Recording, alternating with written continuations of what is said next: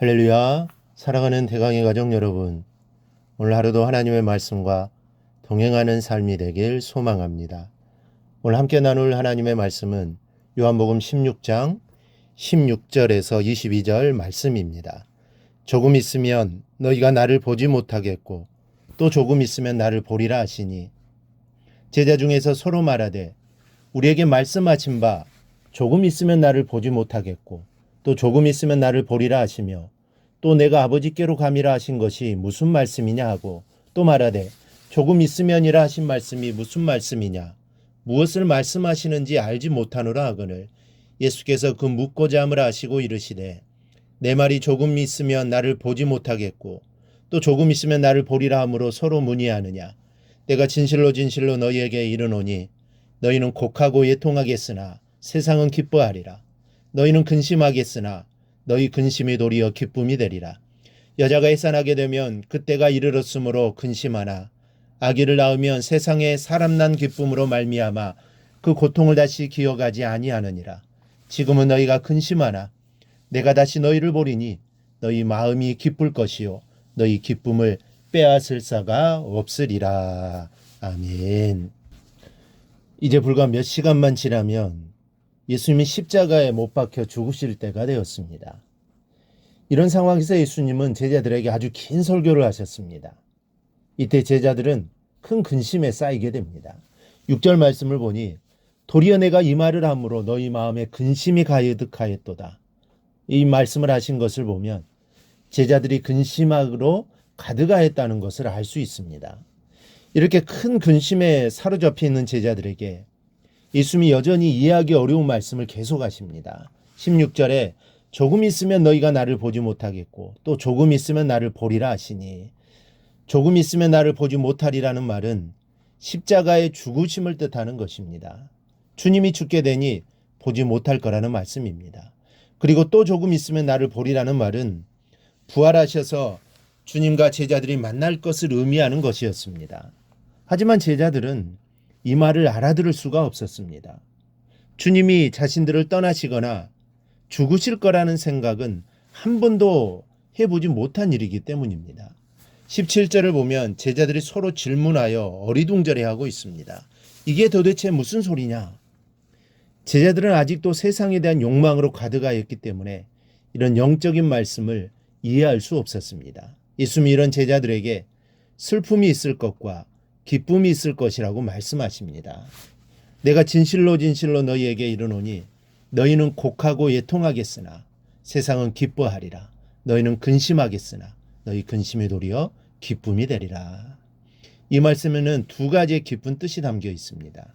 하나는 너희가 곡하고 애통하게 될 것이고 근심에 쌓이게 될 것을 말씀하고 있습니다. 또 하나는 그러나 너희의 근심이 도리어 기쁨이 될 것이라고 말씀하십니다. 이 말씀을 이렇게 표현합니다. 여자가 해산하게 되면 그때가 이르렀으므로 근심하나 아기를 낳으면 세상에 사람 난 기쁨으로 말미암아 그 고통을 다시 기억하지 아니하느니라. 여인이 해산을 하게 되면 육체적인 고통만 따르는 게 아니라 심리적 불안함까지 겹쳐서 이중 삼중의 고통을 겪는 것이 사실입니다. 그럼에도 아이를 낳는 순간에 이 모든 것을 잊어버립니다. 첫 아이를 낳은 어떤 어머니가 TV에 나와서 한 이야기 가운데 하나가 아기가 나오는 순간 모든 고통이 사라지고 시원함을 느꼈다고 말하는 것을 들은 적이 있습니다. 해산의 고통은 천하보다 귀한 한 생명을 얻기 위해서 반드시 감수해야 하는 고통이고, 그것을 얻는 순간 그 고통은 기억의 저편으로 사라져 없어지게 된다는 것이 거의 모든 어머니들의 공통적인 생각입니다. 바로 이러한 기쁨이 제자들에게 찾아온다는 것입니다. 그런데 여기서 정말로 감사한 것은 기쁨에 대한 보장이 있다는 사실입니다. 이 기쁨은 완전한 승리로 얻어지는 최종적인 결과입니다.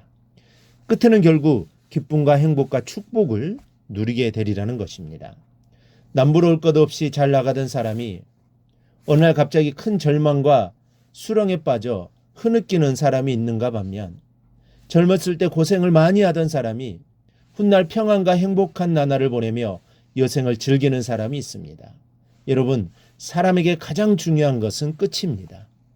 과거에 아무리 화려했을지라도 끝이 비극이면 그 드라마는 비극이요. 아무리 슬플지라도 행복으로 끝을 맺으면 그것은 희극입니다. 그런데 주님께서는 제자들을 향해 희극을 선포하고 계십니다. 만일 화려하다가 끝이 슬펐더라면 우리는 모두가 비극의 인간이 될 수밖에 없었을 것입니다. 그러나 주님께서 말씀하시기를 너희가 곡하고 예통하겠으나 도리어 기쁨이 될 것이다 약속을 보장하고 계십니다. 우리 주님은 눈물을 닦아주시는 분이십니다. 끝까지 울게 내버려두는 하나님이 아니시라는 말씀입니다. 우리 주님은 상처를 싸매해 주시는 분이십니다.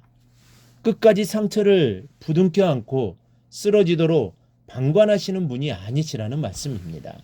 우리는 오늘 우리에게 주시는 주님의 말씀에 귀를 기울여야 합니다. 너희가 곡하고 예통하겠으며 근심을 하겠으나 이것이 도리어 기쁨이 되리라.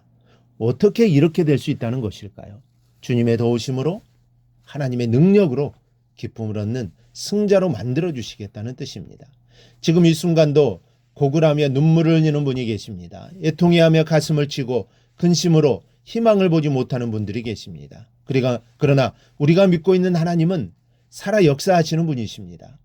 그분이 우리와 함께 하시고 나를 도우시며 능력으로 붙들어 주시기에 우리는 믿음으로 승리의 기쁨을 얻을 것입니다. 그리고 이것은 우리를 향한 영원 불변의 약속입니다.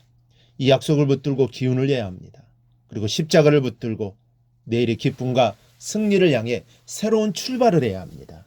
우리의 내일에는 승리의 기쁨이 기다리고 있습니다. 이 사실을 기억하고 절대로 낙심하지 말고 나와 함께 하시는 주님만 의지하며 늘 승리하기를 주님의 이름으로 축원합니다. 오늘 묵상한 말씀을 굳게 잡고 삶으로 실천하며 살아내는 대강의 모든 성도들이 되기를 축복합니다.